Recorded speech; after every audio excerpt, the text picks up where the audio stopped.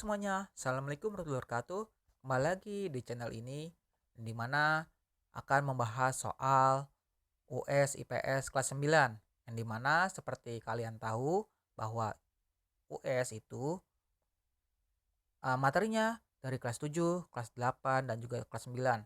Oke, sebelumnya jangan lupa di like, comment, subscribe, dan juga share supaya materi pembahasan soalnya ini dapat tersampaikan ke banyak orang. Oke, kita ke pembahasannya.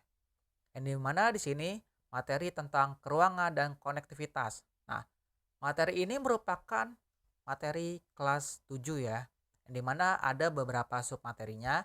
Nah, kali ini kita bahas yang pertama dulu, yang A, konektivitas antar ruang dan waktu. Nah, di sini saya per submateri akan memberikan contoh soal 5 atau 4 ataupun 3 ya. Nanti kita lihat saja. Oke, yang pertama, soal pertama. Perhatikan pernyataan berikut.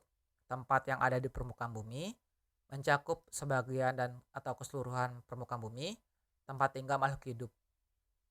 Nah, pernyataan tersebut merupakan pengertian tentang A. Bumi, B. Planet, C. Ruang, D. Habitat. Nah, kalau dari pernyataan ini, pengertian ini berarti jawaban yang benar adalah C.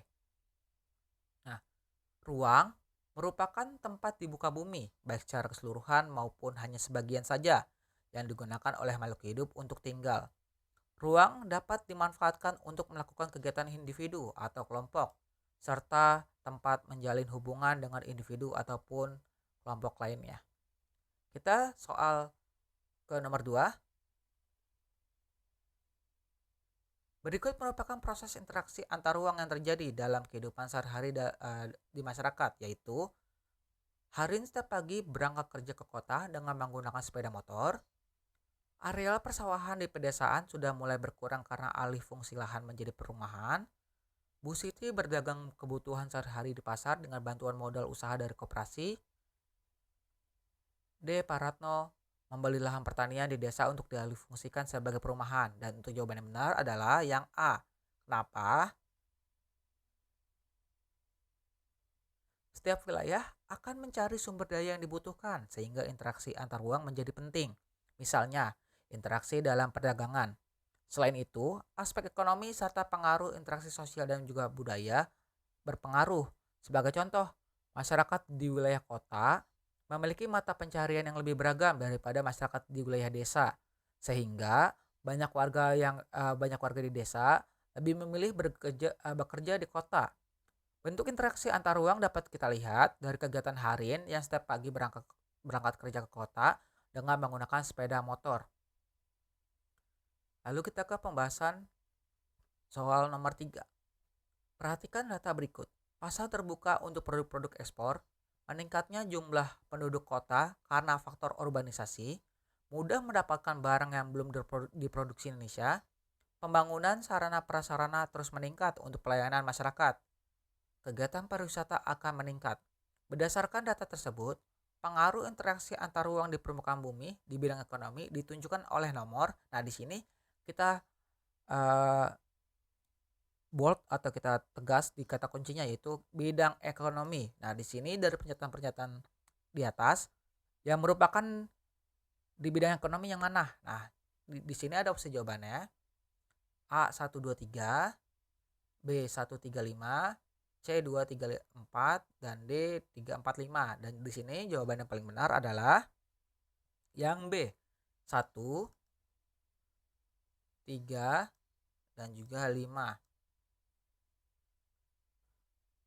Pembahasannya adalah pengaruh interaksi antar ruang di permukaan bumi di bidang ekonomi dapat terjadi dalam aspek tenaga kerja, jaringan informasi, dan perdagangan.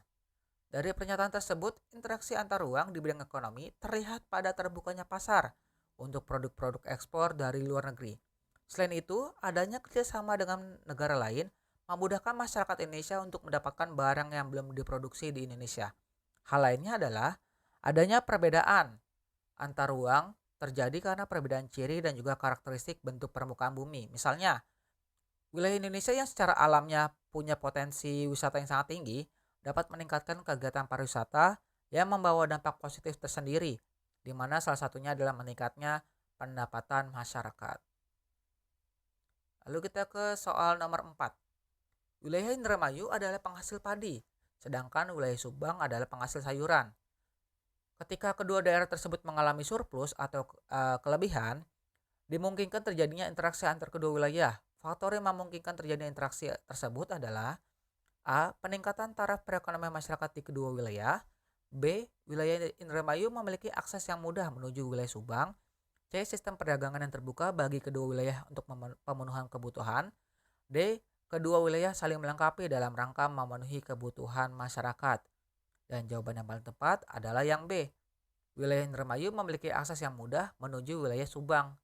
Di mana wilayah Indramayu tadi seperti saya bilang penghasil padi, sedangkan Subang penghasil sayuran. Nah, Indramayu ini membutuhkan sayuran, sedangkan wilayah Subang membutuhkan padi. Nah, hal ini memungkinkan terjadinya interaksi antar kedua wilayah, karena kedua wilayah tersebut saling melengkapi satu sama lainnya dalam memenuhi kebutuhan masyarakatnya.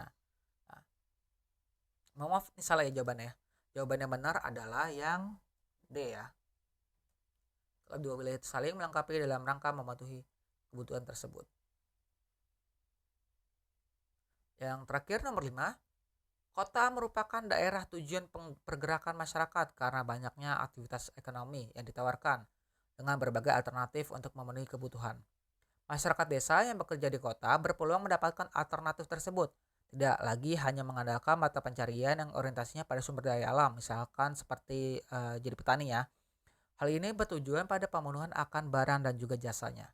Dari pernyataan tersebut, perubahan interaksi sosial terjadi karena faktor A. Berkembangnya sarana dan prasarana. B. Berkembangnya pusat-pusat pertumbuhan. C. Perubahan orientasi mata pencarian. Dan D. Adanya perubahan sosial budaya masyarakat. Dan jawaban yang benar adalah yang C. Perubahan orientasi mata pencarian. Yang dimana di sini interaksi sosial terjadi karena kepentingan ekonomi, khususnya berkaitan dengan pekerjaan. Daerah yang menawarkan jenis pekerjaan yang beragam atau yang lebih banyak akan menjadi tujuan pergerakan masyarakat itu ya. Jenis pekerjaan berkembang karena adanya upaya memenuhi kebutuhan masyarakat yang berkembang, sehingga menyebabkan perubahan orientasi dari pekerjaan yang hanya bersumber dari sumber daya khususnya petani menjadi pekerjaan lain yang lebih beragam, sehingga upahnya juga yang memadai. Daerah yang menawarkan banyak pekerjaan dengan tingkat upah yang lebih baik adalah daerah perkotaan. Oke, cukup sekian untuk materi pembahasan kali ini yang A ya. Nanti yang kondisi geografis Indonesia akan kita bahas di video berikutnya. Oke, kurang lebihnya mohon maaf. Wassalamualaikum warahmatullahi wabarakatuh. Adios.